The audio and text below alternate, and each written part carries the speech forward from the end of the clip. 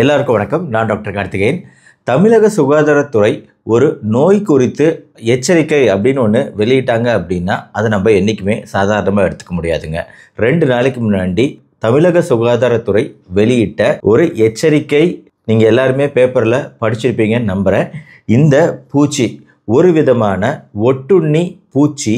இந்த பூச்சிக்கடியினால் வரக்கூடிய காய்ச்சல் அப்படிங்கிறது சாதாரண காய்ச்சல் கிடையாது. அப்படிங்கிறதுனால தான் இதை குறித்த விழிப்புணர்வை உண்டாக்கணும் அப்படின்னு இந்த அறிக்கையை வெளியிடப்பட்டிருக்கு. இன்றைக்கிங்க இப்போ மழைக்காலம் முடிஞ்சிருக்கு. மழைக்காலம் முடிஞ்ச பின்னாடி பார்த்தீங்கன்னா அடர்ந்த புதர்கள் நம்ம வீட்டை சுற்றி நிறைய புதராக வந்து செடிகள் களைகள் வளர்ந்து கிடக்குது. இந்த செடிகள் களைகளுக்குள்ளார கண்டிப்பாக இந்த மாதிரி பூச்சி இருக்கக்கூடிய வாய்ப்புகள் கண்டிப்பாக இருக்குங்க. குறிப்பாக தமிழ்நாட்டில் கிழக்கு தொடர்ச்சி மலைகள் ஓரமாக வசிக்கக்கூடிய மக்களோ இல்லை மேற்கு தொடர்ச்சி மலைகள் ஓரமாக வசிக்கக்கூடிய மக்களோ, விவசாயிகளோ, அடர்ந்த புதர்கள் நிறைந்த பகுதிகளுக்குள்ள வாழக்கூடிய மக்களோ போன்ற பலருமே இந்த மாதிரி ஒரு பூச்சிக்கடிக்கு உள்ளாகக்கூடிய வாய்ப்பு இருக்கு.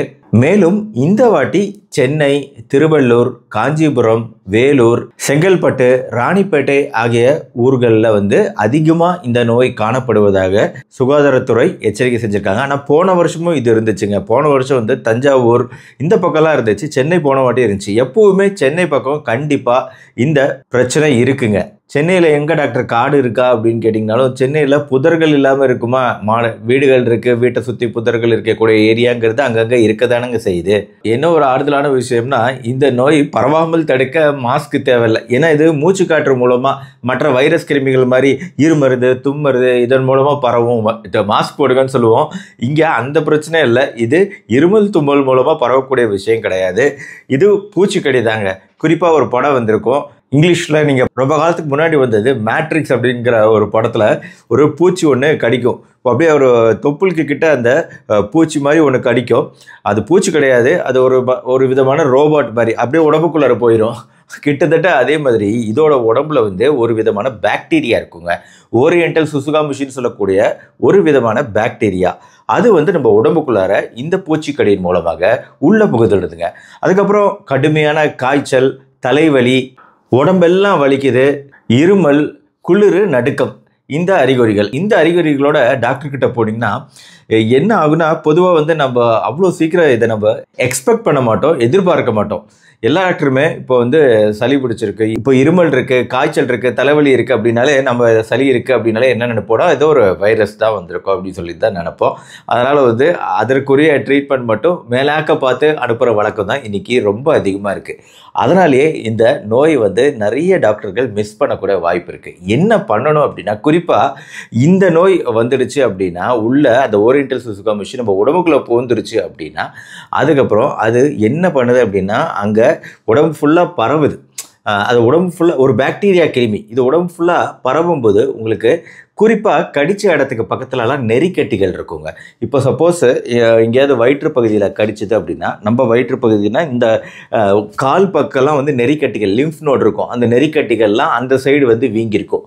இங்கே அக்குள் பகுதி, ஆக்சிலா பகுதியிலலாம் வந்து நெறிக்கட்டிகள் வீங்கியிருக்கலாம். இல்லை கழுத்து பகுதியில் ஒரு பக்கமாக நிறைய நெறிக்கட்டிகள் இருக்கலாம். இதெல்லாம் நம்ம பால்பேட் பண்ணி பார்த்தா தெரியும்.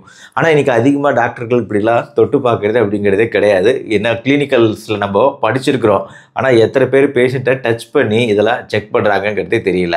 இன்னொரு விஷயம் என்னென்னா, இந்த நோயை கண்டுபிடிக்கணும் அப்படின்னா ஆரம்பத்தில் கண்டுபிடிக்கணும்னா இன்னொரு கிளாசிக்கல் விஷயம் இருக்குது. அதை நான் சொல்லலை, மேட்ரிக்ஸ் படத்தில் அந்த பூச்சி கடித்து உள்ளே போகிற மாதிரி இந்த பூச்சி கடித்து உள்ளே போகிற இடத்துல, அந்த பூச்சி கடித்த இடத்துல, இந்த ஒட்டுண்ணி பூச்சி கடித்த இடத்துல சிகரெட்டால் சுட்ட மாதிரி, சிகரெட்டால் அப்படியே நல்லா ஒரு பெரிய சுருட்டு இருக்குன்னு வைங்களேன், அந்த சுருட்டை வச்சு அப்படியே அந்த தோலில் வச்சு அழுத்துனா ஒரு வட்ட வடிவத்தில் கருப்பு நிறத்தில் அப்படியே ஒரு பள்ளம் மாதிரி உண்டாகாது நம்ம தோலில்.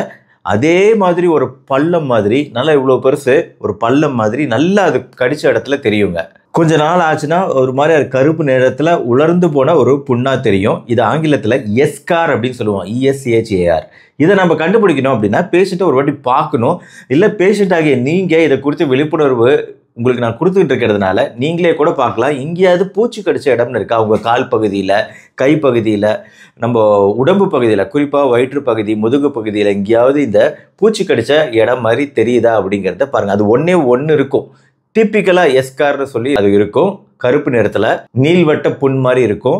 ஆக இந்த நெறிக்கட்டிகள் இந்த எஸ்கார்லாம் இருக்குது அப்படின்னா இம்மீடியட்டாக அடுத்து நம்ம டெஸ்ட் கொடுக்க வேண்டியது தாங்க. டெஸ்ட் கொடுத்து இது இருக்கா அப்படின்னு கண்டுபிடிக்க வேண்டியது தாங்க பாக்கி. சப்போஸ் நம்ம கண்டுபிடிக்காம விட்டோம் அப்படின்னா என்ன ஆகுங்க, முதல் வாரம் வந்து எல்லாருக்குமே காய்ச்சல், உடல் வலி, தலைவலி, இருமல் ஒன்றும் தெரியாது நம்மளுக்கு. ஆனால் அடுத்த வாரத்தில் கிருமி வந்து மூளைக்கு போகுங்க.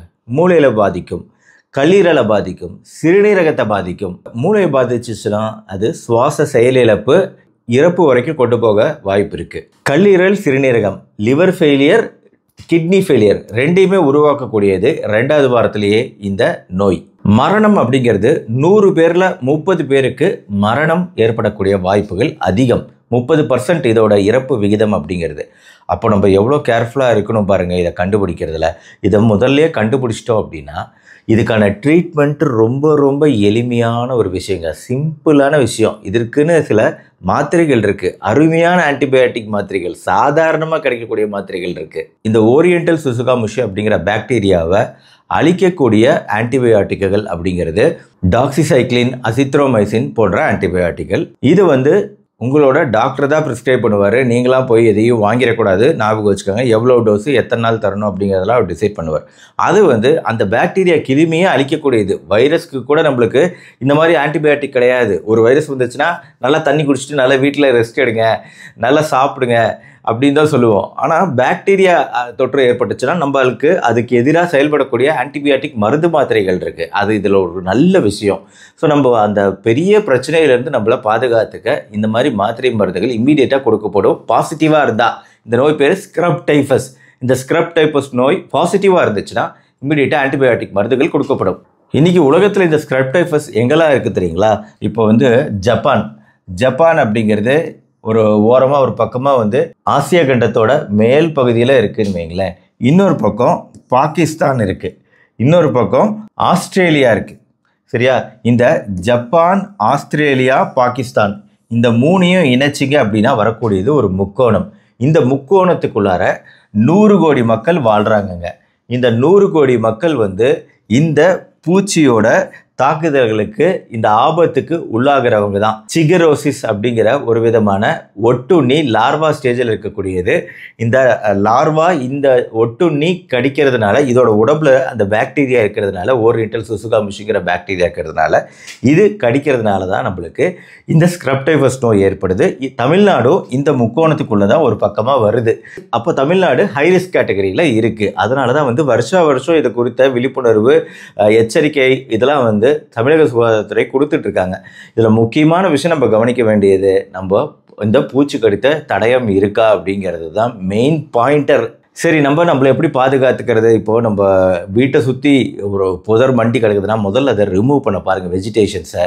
வெளியே நம்ம போகிறோம் அப்படின்னா இந்த மலைப்பகுதி ஓரமாக இருக்கக்கூடிய கிராமங்கள், இல்லை மலைக்கு சுற்றுலா போகிறது, எங்கேனாலும் நீங்கள் வந்து ஜாக்கிரதையாக இருக்கணும். பூச்சிக்கடியிலேருந்து உங்களை பாதுகாத்துக்கணும். எங்கே பூச்சிக்கடி இருக்கக்கூடிய வாய்ப்பு இருக்குதுன்னு நினைக்கிறீங்களோ நம்ம உடம்புல அப்ளை பண்ணக்கூடிய ஆயின்மெண்ட்டுகள், இல்லை நம்ம சாதாரண எண்ணெய்களில் சிட்ரனல்லா இந்த மாதிரி எண்ணெய்கள்லாம் இருக்குது பார்த்தீங்களா, இந்த மாதிரி வாசனை எண்ணெய்கள் இதெல்லாம் நம்ம தடவிக்கிட்டோம் அப்படின்னா கூட கொஞ்சம் இதோட ரிஸ்க்கு குறையும். அதுக்காக பூச்சிக்கடியிலேருந்து நம்ம முழுமையாக பாதுகாக்கப்படுவோம் அப்படின்னு அதுக்கு அர்த்தம் கிடையாது. நம்மளால் முடிஞ்ச அளவு பூச்சிக்கடியிலேருந்து நம்மளை பாதுகாத்துக்க பார்க்கணும். இன்னொரு பிரச்சனை என்னென்னா, இந்த பாக்டீரியா வந்து பூனை, நாய், எலி போன்ற விஷயங்கள்லேருந்து இந்த விலங்குகள் மூலமாகவும் நம்மளுக்கு வரக்கூடிய சான்சஸ் இருக்குங்க. அதுதான் இதில் இருக்கக்கூடிய இன்னொரு மேஜர் ப்ராப்ளம். அதனால் நம்ம தற்காத்து கொள்வது அப்படிங்கிறது ஓரளவு நம்ம முயற்சி செய்யலாம். ஆனால் வந்துட்டால் அதை ட்ரீட்மெண்ட் பண்ணுறது ஈஸி. அதை நீங்கள் நல்லா புரிஞ்சுக்கங்க. ஆனால் லேட்டாக வந்தீங்கன்னா அதே ட்ரீட்மெண்ட்டு ரொம்ப கஷ்டம். குறிப்பாக வந்து முதியவர்கள், ஊட்டச்சத்து குறைபாடு உள்ள பெரியவங்க, குழந்தைங்க, கர்ப்பிணிகள், எதிர்ப்பு சக்தி குறைவாக இருக்கிறவங்க, ஏற்கனவே இதய நோய் பிரச்சனை இருக்கிறவங்க, கல்லீரல் பிரச்சனை இருக்கிறவங்க, சிறுநீரக கோளாறு இருக்கிறவங்க, இவங்களாம் வந்து இந்த காய்ச்சல் வந்துச்சுன்னா ரொம்ப ஜாக்கிரதையாக இருக்கணும். ஏன்னா இந்த மாதிரி குரூப்பில் தான் இறப்பு சதவிகிதம் அதிகம். ஆக இந்த ஸ்க்ரப் டைஃபஸ் நோய் குறித்த இந்த விழிப்புணர்வு பதிவு உங்களுக்கு ரொம்ப உபயோகமாக இருக்கும் அப்படின்னு நான் நம்புகிறேன். இந்த வீடியோவை உங்கள் ஃப்ரெண்ட்ஸ் அண்ட் ரிலேட்டிவ்ஸ்க்கு ஷேர் பண்ணுங்கள். இந்த வீடியோ பிடிச்சிருச்சுன்னா லைக் பண்ணுங்கள். மறுபடியும் நாளைக்கு இன்னொரு முக்கியமான மருத்துவ தகவலோடு உங்களை மீட் பண்ணுறேன். Until then, good bye from doctor Karthikeyan. நன்றி, வணக்கம்.